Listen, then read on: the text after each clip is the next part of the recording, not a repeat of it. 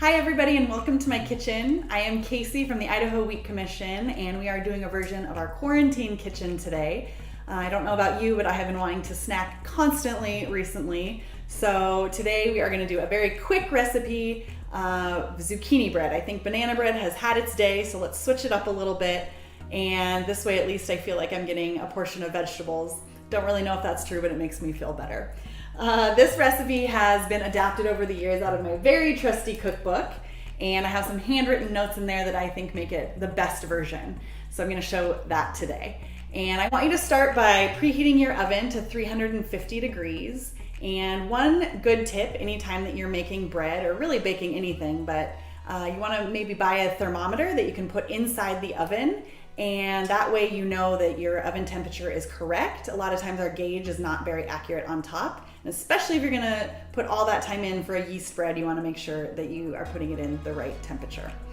Okay, so starting with the ingredients, of course, the very most important thing is we want to start with a high quality flour, and today we are using actually a local flour from Gaston's Bakery. And we were very fortunate to meet the owner recently, Matthew, in our offices. And so we knew he was making his own flour for his own purposes, but it was really exciting to find this flour in a local supermarket recently when it was very hard to find other flours. So we're gonna start with 1.5 cups of this all-purpose flour. And this is a quick bread. So we are gonna be using a quick acting leavener, and there's actually two, baking soda and baking powder, and we're going to be using both of them today in our recipe. So we're going to start with 1/2 teaspoon of baking soda, nice and level. We want to do 1/4 teaspoon of baking powder. And one good tip that my mom always says is get all of your ingredients out at the beginning and then start putting them away as you use them. And with my space here today, I'm just going to put them to the side, but then you know that you've put everything in that the recipe calls for. Okay, so the next is 1/2 teaspoon of salt.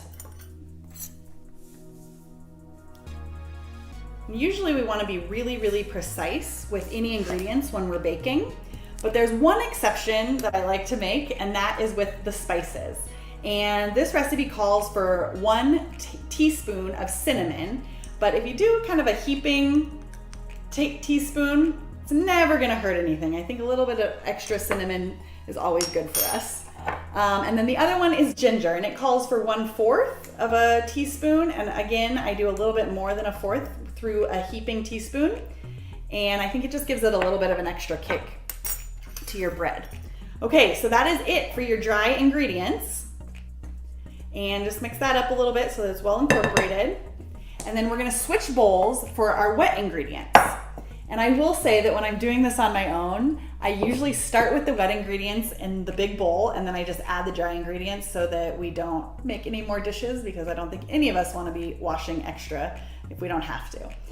Okay, so our wet ingredients, we have 2 eggs that have been whisked. That's easier to incorporate next. Okay, and then we have sugar. And again, usually you want to be very precise on this because baking really is kind of a chemical reaction, but I do sometimes take liberty on the sugar, and it calls for 1 cup, but this is more closer to 3/4 cup just because I don't want it that sweet. And then the next thing is the recipe calls for 1/4 cup of oil, but I really like to substitute it for applesauce. But I have learned over the years that if I'm substituting, I do want to double it to 1/2 cup. So conveniently, these little snack packs are about exactly 1/2 cup, and so I really don't even measure. So I just make sure that all gets in there. Okay, and then of course the star of the show is the zucchini, and it calls for about 1 cup of zucchini, and I have that shredded here. And again, I add a little bit of extra zucchini. I know I keep saying that we're supposed to be precise, but this is one of the great things about this recipe is that it is a little bit flexible. And I think adding a little bit of extra zucchini, 1, makes it more of a salad, and 2, I do think that it helps with the moisture. There may be some expert bakers out there that want to challenge me on that, but that's what I have found over the years.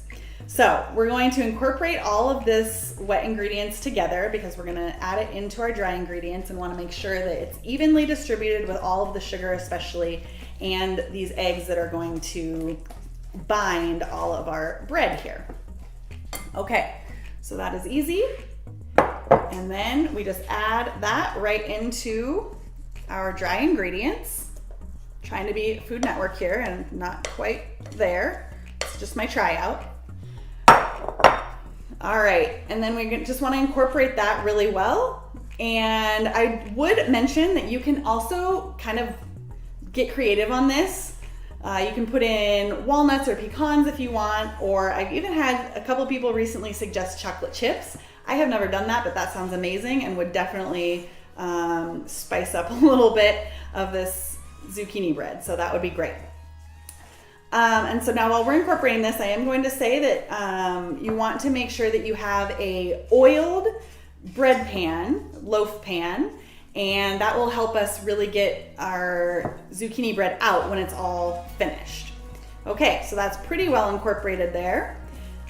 And the other thing is you could decide if you wanted to do mini loaves. I do mini loaves a lot because this bread is really easy to freeze. And so if I do the mini loaves, it's just kind of a better portion. So there you go, it's all incorporated. And we're gonna grab our oiled pan here.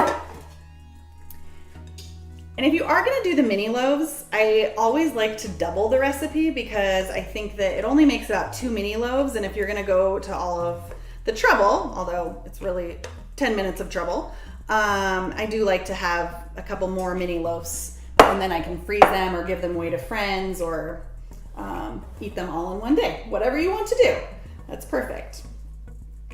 Okay, so there we go. We have our loaf pan all ready to go, and we're gonna put this into the oven for about 40 minutes. The recipe calls for 50, but I find that it usually bakes a little bit faster. So we're gonna check after 40 minutes.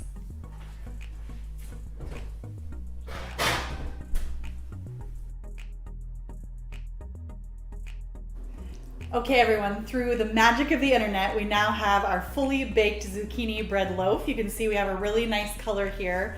I've obviously let it cool for a couple minutes, but I do want to show you the toothpick test.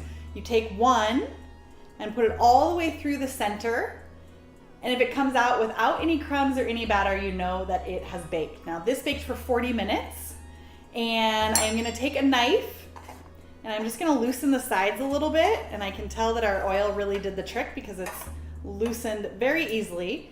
And then you can take a plate, or in this case, an Idaho wheat cutting board. You just put it on top, flip it over. I can tell that it came out nice and easy. Still steaming a little bit. And there you have your Idaho wheat and Idaho milled flour zucchini bread loaf. I hope that you guys have enjoyed this version of our quarantine kitchen and that you enjoy trying this recipe out at home. From everybody at the Idaho Wheat Commission, take care.